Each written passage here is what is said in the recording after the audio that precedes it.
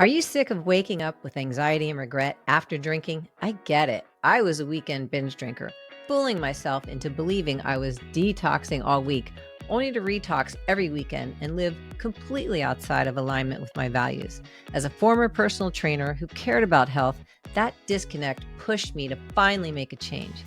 I'm Maureen Bankovich, and this is Sober Fit Life, a podcast where we get real about alcohol, share powerful stories, and learn from wellness experts so you can thrive physically, mentally, and emotionally.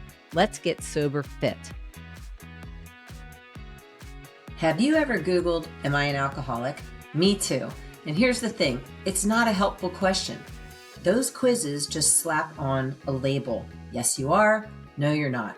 But what if it's not about the label and more about how drinking actually makes you feel? That's why I created Am I Drinking Too Much? It's the quiz I wish had existed when I was searching. No scare tactics, no rock bottom required. You'll get your results and a free guide that explains gray area drinking, plus 3 science-backed strategies to reduce or interrupt cravings. Take it at soberfitchick.com/MI. That's MI, as in, am I drinking too much? soberfitchick.com/MI.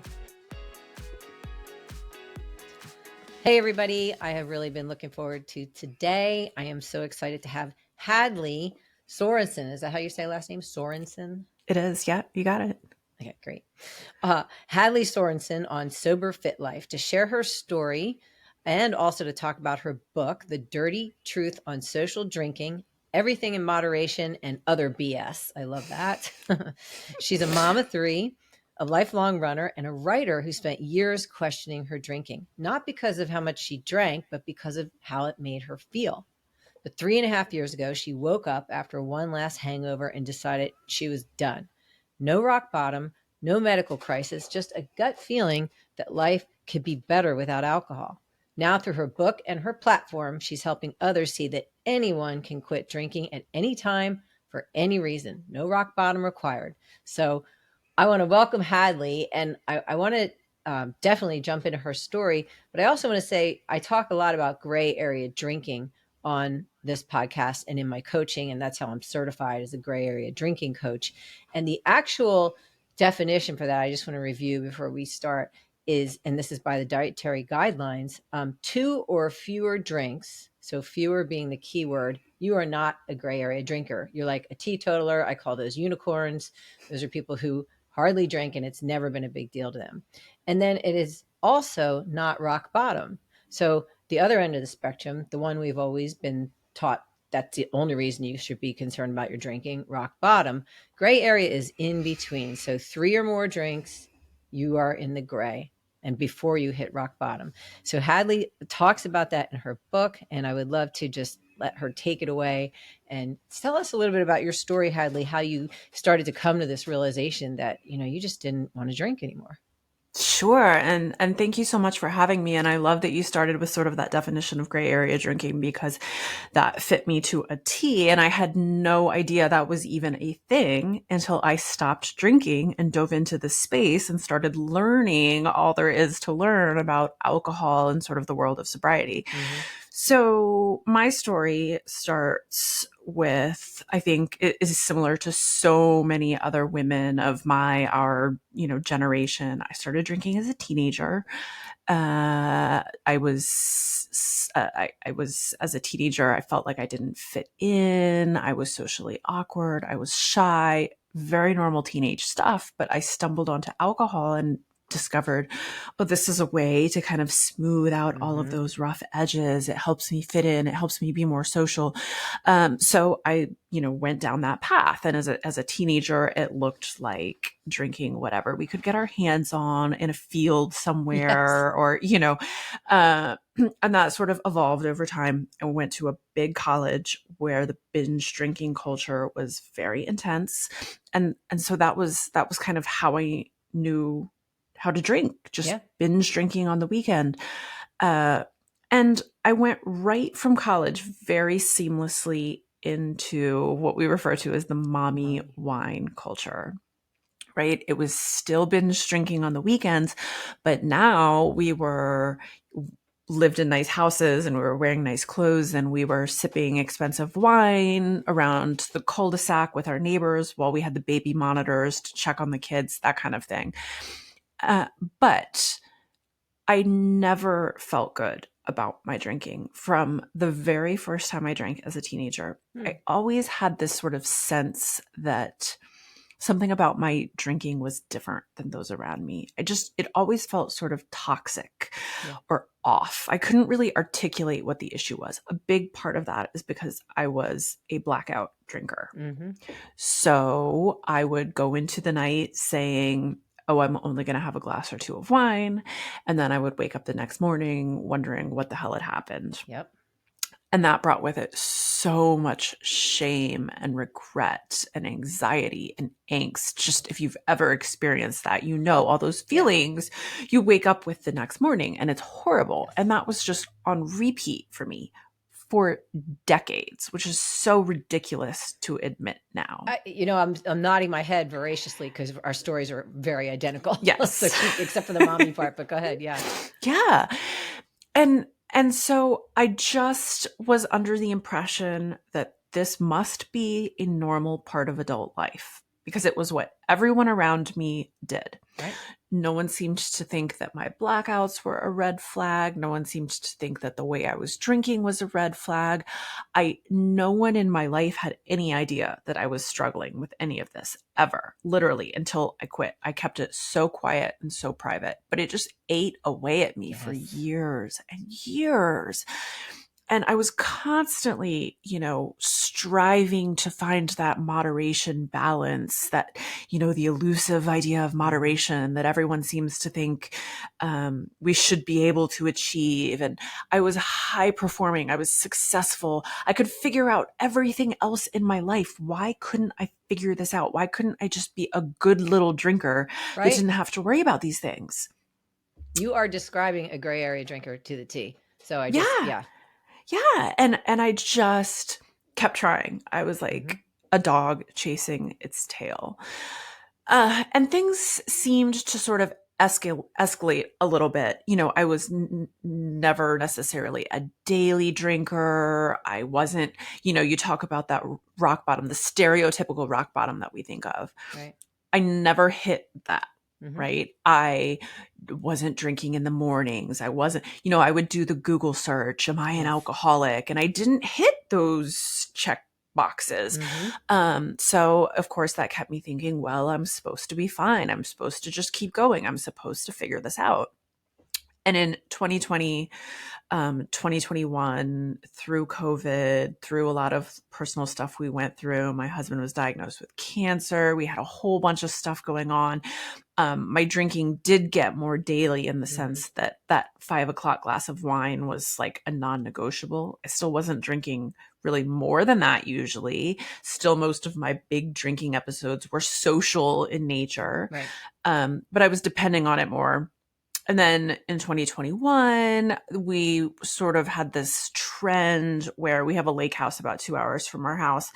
And the world was kind of opening back up after COVID. So we were having friends come visit every weekend, friends and family that we hadn't gotten to see for a long time because of my husband's immune system and all of that. We'd been really locked down. And so everybody would come to the lake house and they would want to drink like they were on vacation. Vacation drinking is a whole nother category of drinking. Oh, yeah. Breakfast drinks. Right. Yeah. Anything goes. Yes. Nothing is off the table.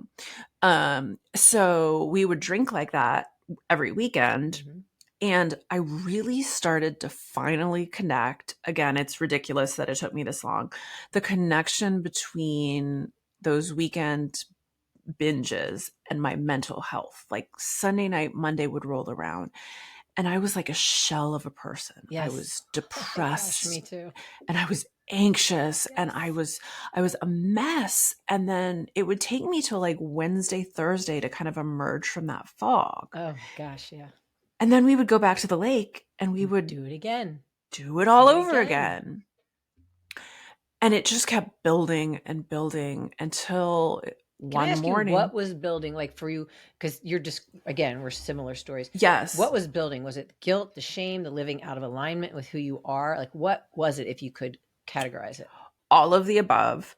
The guilt the shame, the living out of alignment with my values. I was really starting to, because of the nature of these weekends, I was really starting to, my eyes were sort of opened to the impact that this might be having on my boys who were now old enough to notice and understood what drinking and being drunk was. I was never like outwardly drunk in front of my boys.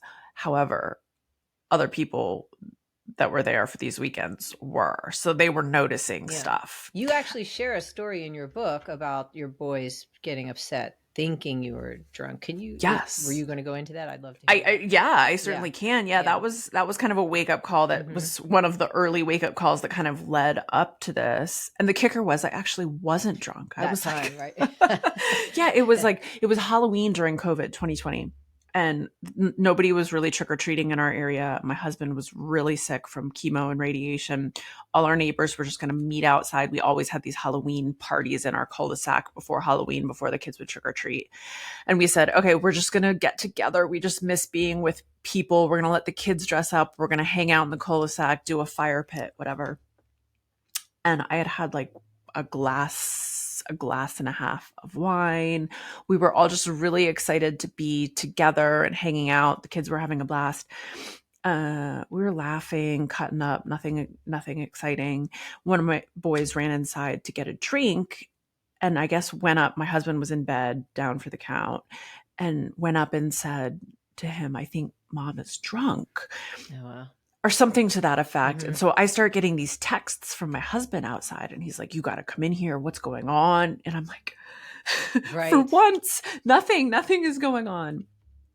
And I guess one of the neighbors had sort of introduced them to that idea of being drunk, wasted. So they were sort of on the lookout. We were all laughing. We were having a good time and they thought, oh, this is it.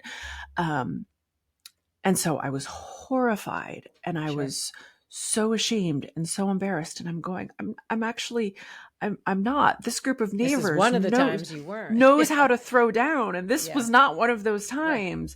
Right. And so of course I'm trying to explain that. And it just wasn't, I just felt like a failure all around. It really got to me. It was like, oh, how do I explain this to my kids? And do I even have to? So it was one of those defining moments kind of leading up to the end. So similarly that summer, I mean, they were seeing lots of people drunk at the lake house. Adults and drunk. It was really giving me the ick, it was really starting to bother me. So that in combination with the impact it was having on my mental health, these kind of cyclical depressive episodes and the anxiety. And so I woke up on August 6th and I'd had shared 2 bottles of rosé with a neighbor at the lake. We were kind of got day drunk. I was in bed by 8 p.m., but still woke up at 3 with the spins and the rotten stomach and the hot chills. And I just remember so clearly lying there going, why do I keep doing this to myself? Yes. And acting like I'm powerless, like I have no control over it. Right.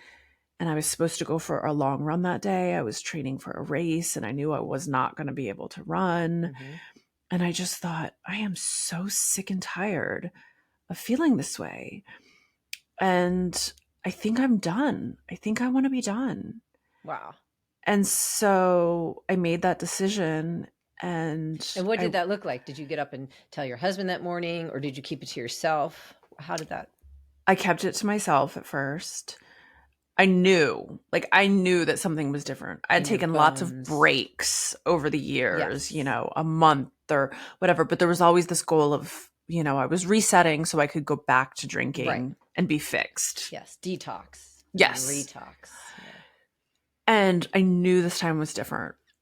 But it's kind of funny in hindsight. I felt like I needed an alibi. I wasn't sure how to talk about it. Oh, yeah. So I said I was doing 75 hard that kind of 75-day challenge where you drink a gallon of water, you do 2 workouts a day, you follow a and you Yes. don't drink. So I relate to this so much because I did figure competitions.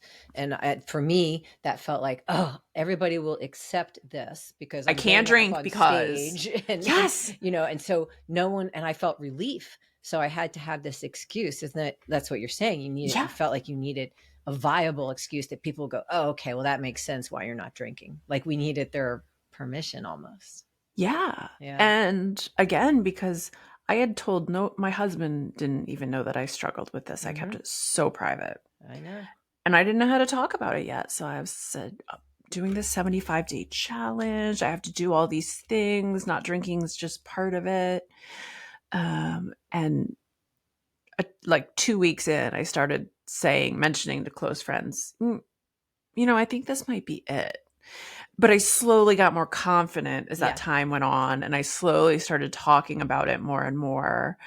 Uh, Were you coming out of your mental haze and fog? Were you starting to notice? yes, Yeah.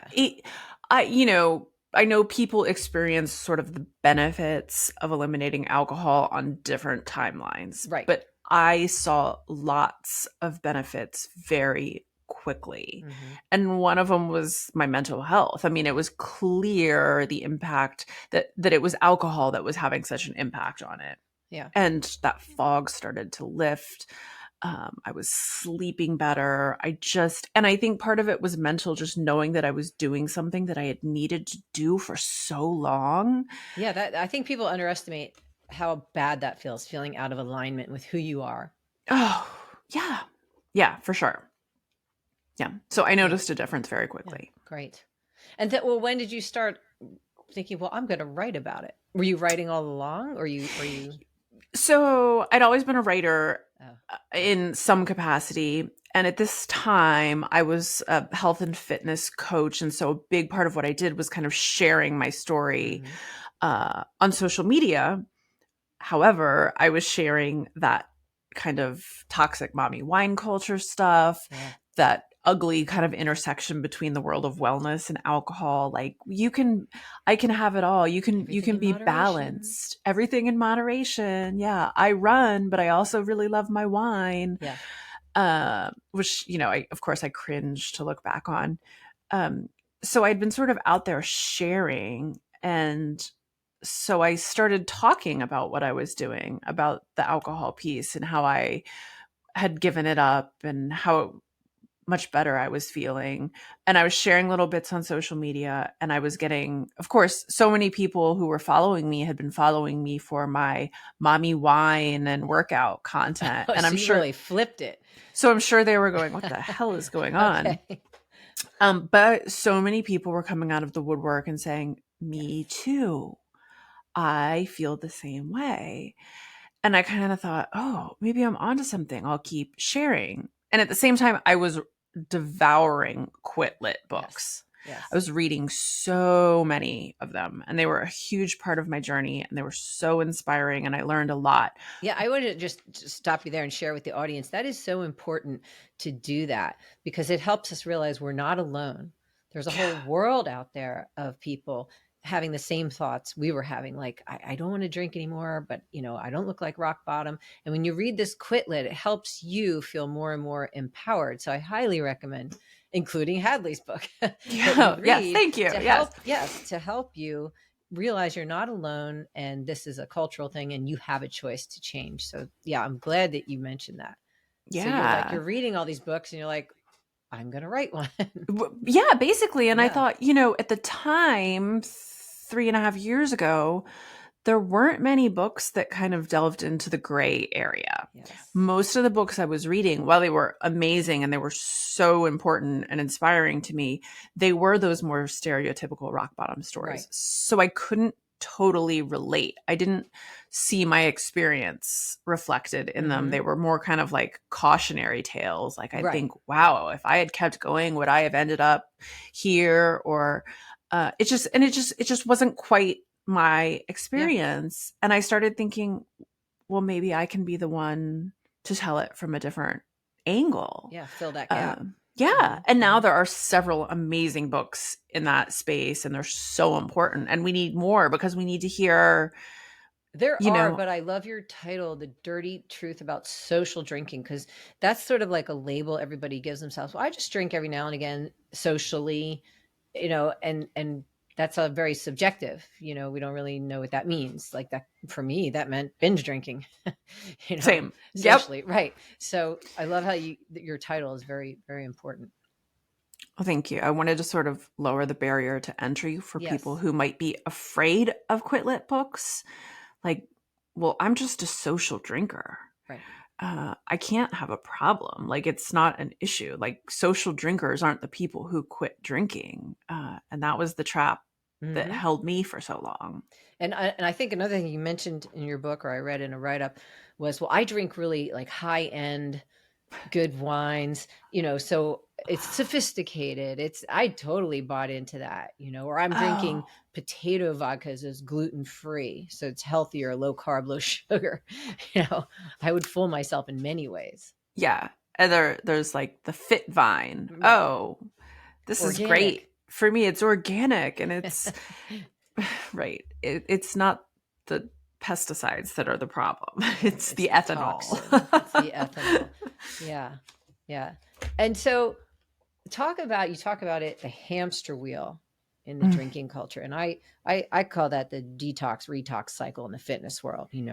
You're detoxing and then you just retox on the weekends, especially. And then you think you're sweating it out and green drinks and protein shakes and working out, but that's not how it works. But your hamster wheel, what do you mean by that? The drinking culture. Well, I mean, sort of. A lot of it is the mental hamster wheel, right? This process we go through, and trying. So many of us who kind of grapple with moderation. It's that idea that, well, this is normal. Mm, Society, drinking culture, advertising, all of this tells us that we should be able to drink moderately. I don't seem to be able to figure that out, but I mhm. better keep trying. So I'm going to make all these promises to myself. I'm going to make all these rules that I have to follow. I'm going to do all these things. And then, oops, I fell short again. And Right. you're beating yourself up and you're mad. Well, I'm going to start fresh. Monday's a new Yes. day, a new week, or I'm going to take a break. I'm going to do all this. And you're beating yourself up. And then you just find yourself in this stuck in this loop. I like I tried to master moderation my entire drinking Yeah, me career, too. what, spanning 3 decades. Hmm. And I could never do it. But it was that I, again, like a dog chasing its Yeah. tail. The world tells me I'm supposed to be able to drink moderately. If I can't, there's kind of Yeah. something wrong with me. So I better figure it out. Yeah, and the alcohol industry is very much behind that. They were able to lobby to say drink responsibly because that puts the onus on you. You're the Yes. drinker, and if you can't drink an addictive substance responsibly, then you have a problem. Not that maybe you're drinking an addictive substance on a regular basis is the Right. problem. Exactly. And Yeah. you nailed it. It is not only is it an addictive substance, it's one of the most addictive substances. I was looking up the list because it always changes. If you look up like the top 10 Yes. most addictive substances, it falls somewhere around like heroin, depending on where you look, heroin, cocaine, nicotine, alcohol, like fentanyl. They're all, I mean, so it's literally doing its job Yes. by being difficult to moderate. It is an Yeah. It's addictive addictive. drug. No one would say, well, just enjoy heroin Yeah. responsibly, just moderate, right? Like, Or when you stop doing heroin, no one would be like, "Ooh, did you have a problem with right, heroin?" But with right. alcohol, that's what happens. And even with smoking, it's Mhm. it's the same way. No one would say like, "Oh, well, you're gonna smoke on special occasions, right?" Right? Yeah. Uh, it's bizarre, but yet we believe it and we think, oh gosh, I should really be able to, Yeah. I should do a better job moderating this. And that cycle just kept me stuck for so long. That mental Um, chatter, it's exhausting. it is. Yeah. It is. And it was so liberating to realize how much easier it is to quit completely Yeah. than it was to keep like wrestling with that idea that if I just tried one more time, I could probably figure it out, because it was never going to happen. Right. And it's so hard, and neither one of us are speaking from a judgmental perspective, because when we were both No. drinking, I would never have believed this. I never Oh, would have believed it at all. So it's only until you get on the other side of it, until you try to allow your body and your brain and yourself to experience what it's like without alcohol. That's the only way you can really know. yes. And that's not to say that, any of this is easy. I never want to minimize the process of getting to that other side. Yeah, it's a Um, process. but it's so worth it It because it is is so worth it. Yeah. so liberating and freeing and peaceful. I know. I'm 3.5 years now not drinking, and I'm still amazed by it. Like the things that happen. And I was going to a party the other night, driving my friend. She used to drink too. She doesn't drink anymore either. I'm like, isn't this cool? We don't have to like worry about getting an Uber. Yes. We're just going to drive there, and we're going to leave when we want. Like it's just simple stuff, but it's so freeing. Like you said, the lack of mental chatter and that hamster wheel. Well, Yeah. there are so many takeaways in your book. Do you have like a few favorites that you like to share with people? Yeah. I mean, I think the biggest one is, you know, to keep in mind this idea that it doesn't matter how bad you are. Yeah. It doesn't matter.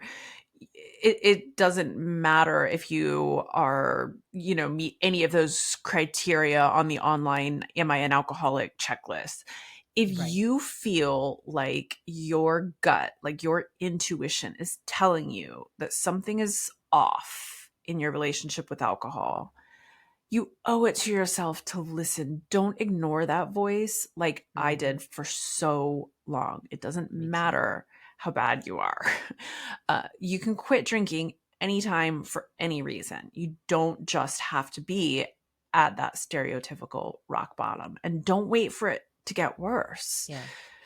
Explore it and figure out what life might really feel like without it, because you'd be doing yourself a huge favor. Yeah, I like how you use the word explore, because that implies curiosity. Yeah. So instead of staying in that shaming, blaming, beating yourself up, just get curious and be willing to explore it. Right? You can always go back to drinking, but give it a good shot and see what happens. That's the only way you're going to know, is to show yourself. So that's such a huge takeaway. It doesn't have to be rock bottom. No big mental breakdown. You just knew it was no longer something you wanted in your life. And has this changed your relationship with your husband and your sons? Have you seen a difference in what you're modeling for them? Yeah. Oh, absolutely. My sons are teenagers now, and it's been a really cool time to kind of go through this whole process, Yeah. because I could kind of bring them with me. I mean, we have so many really open, honest conversations about drinking. And people love on social media to attack me for, oh, like, you think your kids are never going to drink, you're an idiot, like all teenagers Yeah. drink and all. You know what, at no point do I think that, am I naive enough to think that my Right. children are never going to drink. And that is never the point of these conversations, but they understand why I quit drinking, Hmm. why I choose to talk about it. And when they do at some point choose to try drinking, they're going to be so much more educated Aware. Yeah. than I was in that Same. field at the age of 14, Well, right? I just want to stay on that for a minute, because you bring up such an important point. So many people say, well, it's just a rite of passage. This is what all kids are going to go through. Well, maybe so. They're always going to be around and introduced to it. But it doesn't mean you can't plant seeds and share your experience and talk about it, so they have more of an awareness. And on our conversation before we started recording, you said you're actually in the process of writing a book for teenagers. I love this idea. I don't think Yeah. there's really anything out there. Yeah, I'm in the really early stages of planning this, Hmm. but it's something that has been on my heart because there are so many misperceptions about teenage drinking. Yes.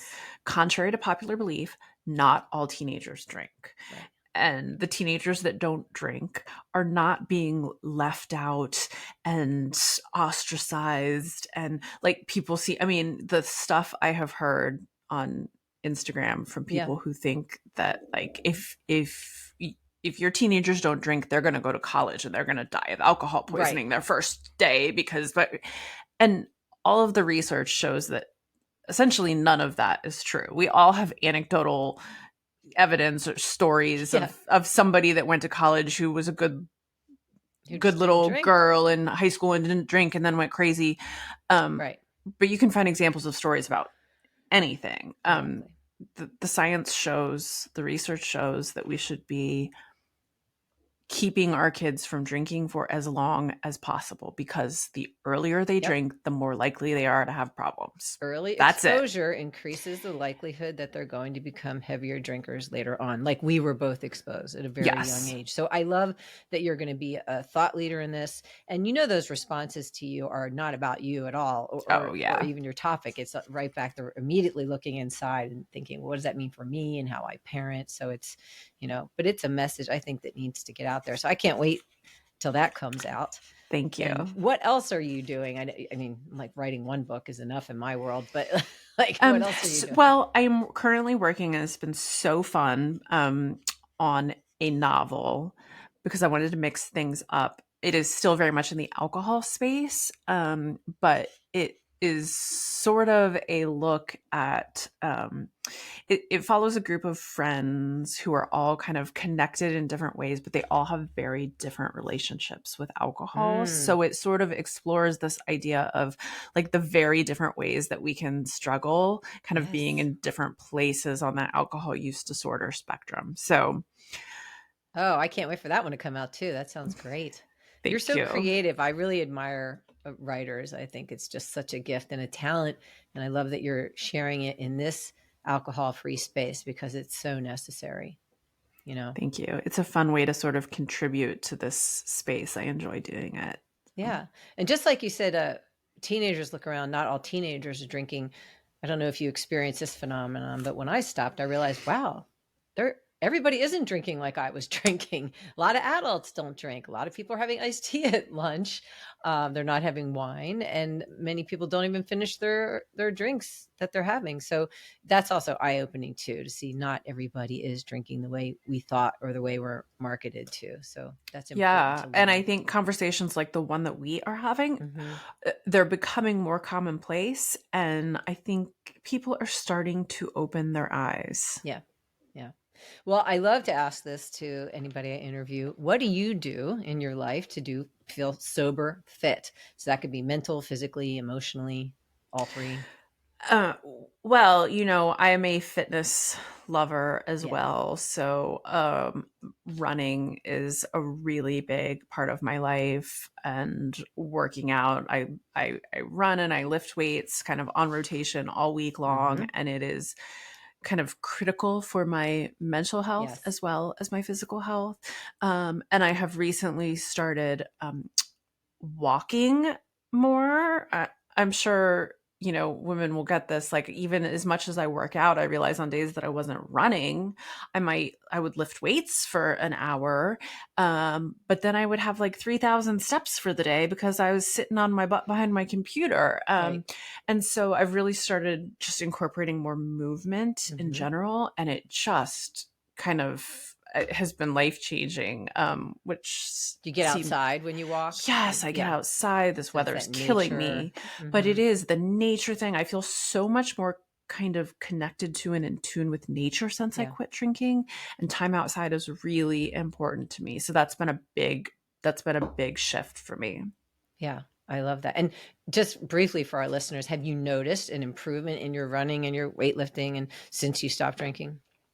Yes, I noticed an improvement in my running very early on, because I wasn't running hungover anymore. Right. I You wasn't weren't punishing yourself anymore. right. I wasn't pushing myself through a 10 miler because it was on the schedule, but I was dehydrated and miserable. I was just beating my body up Yeah. instead of building it up. So yes, I have noticed a difference. I feel better. Hmm. use that time productively in my head instead of kind of agonizing over what I did the night before or Yeah. the weekend before. And I just feel so much healthier in general. Yeah, that's so good for everybody to hear because it just makes such a big difference when you remove this toxin, like you said, that's dehydrating, that affects muscle protein synthesis, and now you're working out to get better Yeah, instead of just to check it off the list and say you did it. big difference. Big difference. So how do people get in touch with you, Hadley, if they'd like to reach out? And Yeah. Instagram is where I spend most of my sort of online time. My Instagram is just at Hadley_Sorensen. My DMs are always open. I love chatting with people. I'm constantly sort of sharing out there.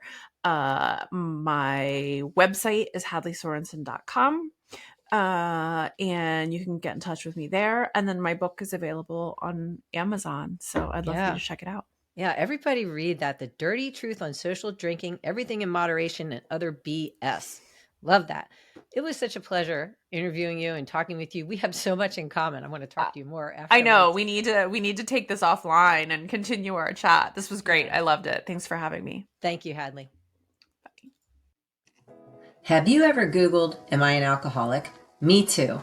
And here's the thing, it's not a helpful question. Those quizzes just slap on a label. Yes, you are.